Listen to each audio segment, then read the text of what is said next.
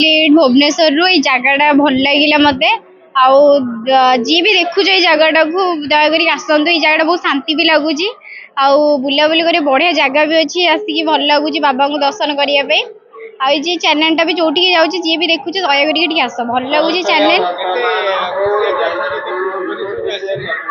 आज्ञा बहुत खुशी अच्छी मो मामा भाई कई तो आसना मो फ्रेंड सहित आई भाई तो सेपटे बाहर रोचे ना सी तो आसबे मत कहले तू निजे जा मनीष जीवन तो किसी दरकार नहीं सब बुलाबुली कले तो भल ना तो से मुझे आसती खाली दर्शन कर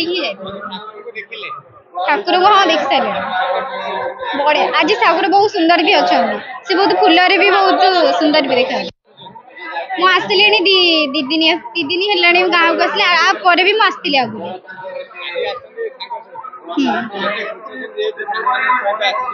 सांग मान सहित सांग मैंने तो बहुत खुशी नुहे ना से मैंने आसिले भी फ्रेंड हिसाब से समस्ते ना फैमिली जमी से भी तो मो सांग मान चाहे आसपे सीता सपोर्ट सब अच्छा आनंद आश्रम मत रख जहीन बाधिब दुख मत दुख सुख आपणकर दुख सुख को लाभ करने प्रभु शांति आनंद आश्रम विद्यमान कर अपार करुणा दृष्टि चाहिए यही आपण को अपार करुणा दृष्टि चाहिए समस्त दुख आरत आपणकर खंडन हो प्रभुंर से 123तम जन्म उत्सव कल्याणमय हो मंगलमय हो विश्व धर्म स्थापन हो समस्ते सर्वे भवन्तु सुखिनः सर्वे सन्तु निरामया सर्वे भद्राणि पश्यन्तु माँ कश्चित् दुःख भावे ओम शांति शांति शांति। ठाकुर प्रथम पौड़ खोल ठाकुर को बेश कर ठाकुर मंगल आरती हम सेवा अर्चना फिर 8टा बेलू पूजा कर मध्याह्न प्रसाद लगी हम अबड़ा नीति भी अच्छी ठाकुर स्नान विधि ठाकुर को अभिषेक कर एसब कार्यक्रम रही भक्त मैंने बहुत दूर दूर आसुँच प्रवचन हरिकथा अच्छी भजन परिवेशन भक्त मान सन्थ मान द्वारा हम बाहर बहुत साधु सन्थ मैंने आनति दूर भक्त मैंने सब एमती थाली कंसा बिकिरी प्रभु उद्भाषित होती आज की मत 53 वर्ष हो गला मत 53 मत मु आसार हूँ 8 वर्ष ठूँ मु ठाकुर पाखु दीक्षा नहीं अर्जुन बाबा दीक्षा नहीं मत बहुत ठाकुर प्रति बहुत खुशी लगे अनुभूति बहुत ठाकुर प्रति देखिए जिते आम गुरु भाई मैंने बहुत माने बाहर जगार आसुँच माने ठाकुर प्रति एत अच्छी जी भी पिला छुआ हो जो कौन जिन ठाकुर पाखे मानुष रखिले सब किसी दूर हो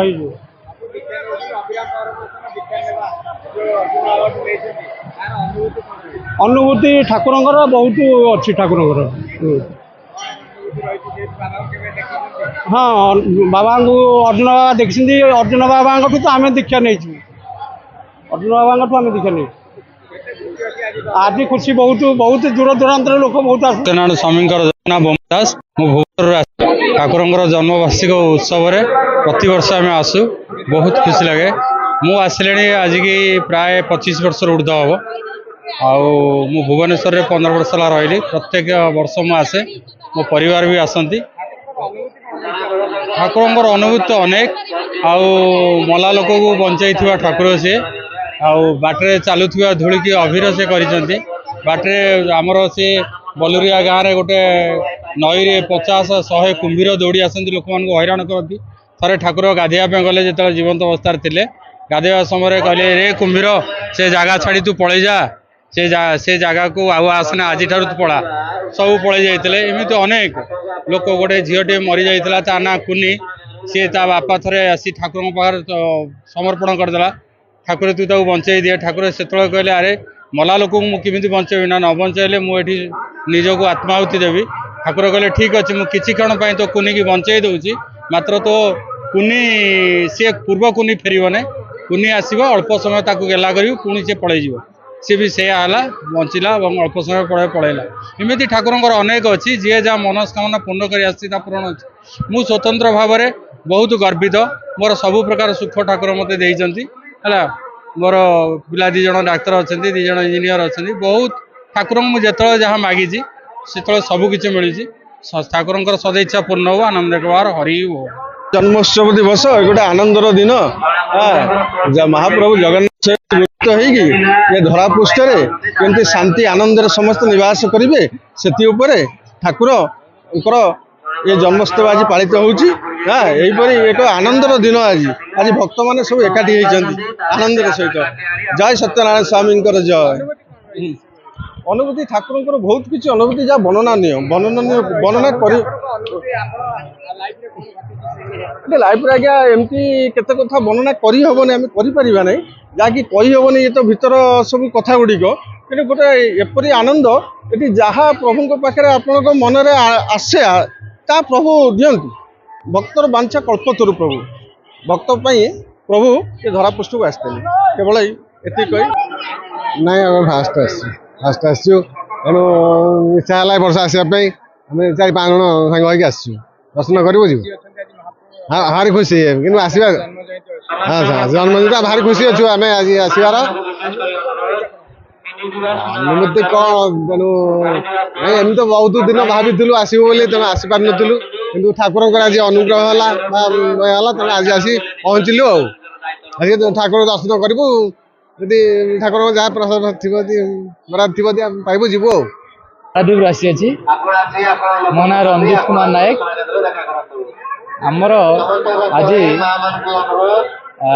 ଠାକୁର ଅଭିରାମ ପରମହଂସଙ୍କର 123ତମ ବାର୍ଷିକ ଜନ୍ମୋତ୍ସବରେ ଆମେ ସପରିବାର ଆସିଅଛୁ ଏବଂ ଆଜି ଠାକୁରଙ୍କର 123ତମ ଜନ୍ମୋତ୍ସବ ପାଳନ କରାହେଉଛି।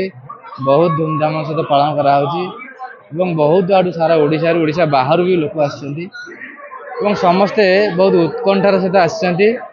ଆଉ ସମସ୍ତଙ୍କ ମନରେ ଗୋଟେ ଭାବ ଆଉ ଭକ୍ତିର ପରିବେଶ ସୃଷ୍ଟି ହେଇଛି, ଯାହାଦ୍ୱାରା କି ଆ ଭିତରେ ଆମର ବିଭିନ୍ନ ରାଜ୍ୟରୁ ଲୋକ ଆସିଛନ୍ତି, କିନ୍ତୁ କାହା ଭିତରେ ମନାନ୍ତର ନାହିଁ। ମୁଁ ତ ବହୁତ ଖୁସି ଅଛି। ଆଉ ଆମର ଏଠି ବ୍ୟବସ୍ଥା ସବୁ ଭଲ ଅଛି, କାହିଁକି ନା ଆମର ଆନନ୍ଦ ବଜାର 24 ଘଣ୍ଟା ଚାଲୁଅଛି। ଆଉ ସବୁ ପ୍ରକାର ବ୍ୟବସ୍ଥା ଆଶ୍ରମ ତରଫରୁ କରାଯାଇଛି, ଯେମିତିକି ଆମେ ବସିବା ଶୋଇବା ଆଉ ଖାଦ୍ୟ ପାନୀୟ ବ୍ୟବସ୍ଥା କରାଯାଇଛି। ଆଉ ଠାକୁରଙ୍କର ଉତ୍ସବରେ ଯେଉଁ ନୀତିକର୍ମ ସବୁ ହେଉଛି ସେହାର ଅନୁଭୂତି ଅଲଗା ପ୍ରକାର ଲାଗୁଛି ଏବଂ ଖୁସି ଲାଗୁଛି। ବହୁତ ଆସିବା ଦ୍ୱାରା ବହୁତ ଆନନ୍ଦ ଲାଗୁଛି ଏବଂ ଗୋଟେ ଆଧ୍ୟାତ୍ମିକ ପରିବେଶ ସୃଷ୍ଟି ହେଇଛି, ଯାହାଦ୍ୱାରା କି ବହୁତ ମନ ଖୁସି ହେଉଛି। ଆଉ ଗୋଟେ କଥା ହେଲା, ଯେଉଁମାନେ ବି ଆସିଛନ୍ତି ସେମାନେ ବହୁତ ଖୁସିରେ ରହୁଛନ୍ତି, ପରିବାର ସହିତ ସମସ୍ତେ ଆସିଛନ୍ତି। ଯାହା ହଉ ଠାକୁରଙ୍କର ଏମିତି ସବୁ ବର୍ଷ ଆନନ୍ଦରେ ପାଳନ ହଉ। ଠାକୁର ସମସ୍ତଙ୍କ ମଙ୍ଗଳ କରନ୍ତୁ। ଆପଣମାନଙ୍କୁ ବି ଧନ୍ୟବାଦ ଆଜ୍ଞା। ନମସ୍କାର। ଆମ ଘର ତ ଏଇ ପାଖରେ, ଆମେ ଶାନ୍ତି କମିଟିରେ ଅଛୁ। ଏ ଅନୁଷ୍ଠାନ ତ 123 ବର୍ଷର ଅନୁଷ୍ଠାନ, କିନ୍ତୁ ସାରା ଓଡ଼ିଶା ବାହାରୁ ମଧ୍ୟ ଅନେକ ଭକ୍ତ ଶୀତ କାକରକୁ ଖାତିର ନ କରି ଧାଇଁ ଆସନ୍ତି ଠାକୁରଙ୍କ ଟିକେ ଦର୍ଶନ ପାଇବା ପାଇଁ, ସାନ୍ନିଧ୍ୟ ଲାଭ କରିବା ପାଇଁ। ଆଉ ସେଇ ଠାକୁରଙ୍କର ପରମ ପ୍ରେମମୟ ଠାକୁର ଅଭିରାମ ପରମହଂସ ଦେବଙ୍କର ଯେଉଁ 123ତମ ଜନ୍ମ ଜୟନ୍ତୀ ଉତ୍ସବ, ଏହି ଜନ୍ମ ଜୟନ୍ତୀ ଉତ୍ସବରେ ଯେତେ ଭକ୍ତ ଆସୁଛନ୍ତି ସମସ୍ତଙ୍କ ମନରେ ଟିକେ ଉତ୍କଣ୍ଠା ରହିଛି, ଟିକେ ଠାକୁରଙ୍କ ଦର୍ଶନ କରିବୁ ଆଉ ଠାକୁରଙ୍କ ସାନ୍ନିଧ୍ୟ ଲାଭ କରିବୁ। ପ୍ରତ୍ୟେକ ବର୍ଷ ଲକ୍ଷ ଲକ୍ଷ ଲୋକ ଧାଇଁ ଆସନ୍ତି। ଗତ ବର୍ଷ ଟିକେ ଝାଡ଼ା ବାନ୍ତି ଯୋଗୁଁ ବନ୍ଦ ଥିଲା, କିନ୍ତୁ ଏ ବର୍ଷ ଲକ୍ଷାଧିକ ଲୋକଙ୍କର ସମାଗମ ଘଟିଛି। ଆଉ ସମସ୍ତେ ଅନୁଭୂତି ଆଜ୍ଞା କହିବାକୁ ଗଲେ ତ ବହୁତ ଅନୁଭୂତି ରହିଛି। ଏଠି ତ ଆଜ୍ଞା ଠାକୁର ସହସ୍ର ନେତ୍ର ବହିକିରି ଏ ଅନୁଷ୍ଠାନକୁ ପରିଚାଳନା କରୁଛନ୍ତି, କାହିଁକି ନା ପୋଲିସ ମାନେ ଯେତିକି ପରିଶ୍ରମ କରୁଛନ୍ତି ତାଠାରୁ ଅଧିକ ପରିମାଣର ସୁରକ୍ଷା ମିଳୁଛି। ତା ଭିତରେ ବି ଅନେକ ମାନେ ଖରାପ ଲୋକ ଅଛନ୍ତି, ଯେଉଁମାନେ କିଏ ପକେଟମାରୀ କରୁଛନ୍ତି, କିଏ ଚୋରି ଡକାୟତ କରୁଛନ୍ତି, କିନ୍ତୁ ଠାକୁରଙ୍କର ଆଶୀର୍ବାଦରୁ ଲୋକମାନେ ସୁରକ୍ଷିତ ଭାବରେ ଆସୁଛନ୍ତି, ଦର୍ଶନ କରୁଛନ୍ତି ଏବଂ ଆନନ୍ଦରେ ଦର୍ଶନ କରିକି ଯାଉଛନ୍ତି।